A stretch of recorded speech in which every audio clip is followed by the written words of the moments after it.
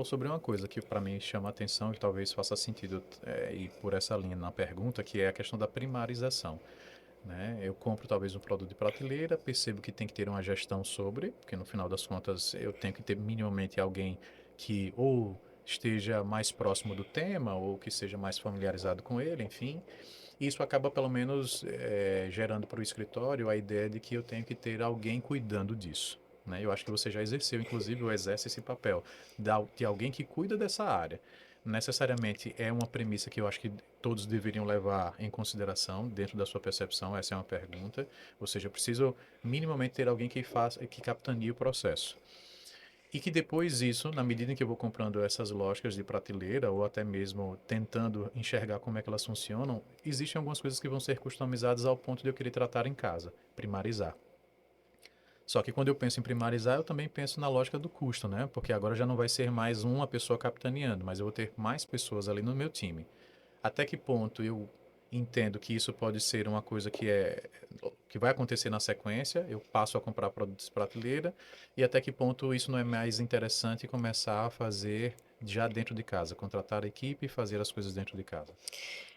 Sobre o primeiro ponto, assim, de ter alguém, eu acho que já é um ponto importante, Sim, a importância da multidisciplinariedade. perfeito. Porque um advogado, ele consegue fazer essa gestão, Tá, porque ele entende os fluxos que são realizados ali no dia a dia da rotina jurídica, que é perfeito. um ponto-chave. Contudo, ele precisa ter ao menos o mínimo de conhecimento nessa área de tecnologia, de automação e de entender alguma linguagem de programação e entender como vai aplicar aquilo ali na rotina jurídica. Certo. Então, um ponto importante é um profissional hoje, que a gente precisa de fato, é que ele seja multidisciplinar. Ser só advogado, nesse ponto, não funciona. Tá, Né? Ou ao menos curioso, pelo perfeito, menos que perfeito. queira entender como funciona, mas é um ponto importante, por quê?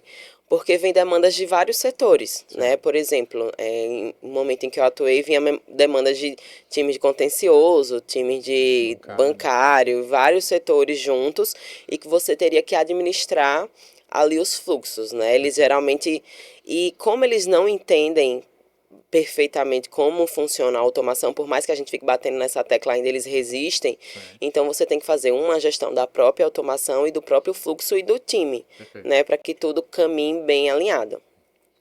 Em relação ao desenvolvimento dentro Uhum. do próprio escritório do departamento, eu acho que ainda é uma coisa muito eu diria que não é uma coisa que é muito funcional ainda, Certo. porque acaba sendo muito mais custoso do que você comprar uma solução de prateleira, Sim, que você já tem a própria rotina desenvolvida, que certo. você só vai implementar e fazer funcionar. Geralmente você paga uma taxa de implementação e uma mensalidade para utilizar a ferramenta. E dentro de casa não, você tem que ter o apoio de um desenvolvedor ou mais de um, né, Sim, que entenda realmente dos fluxos. Você precisa ter uma estrutura interna também de armazenamento de dados, enfim, toda uma equipe que seja capaz de desenvolver aquela rotina.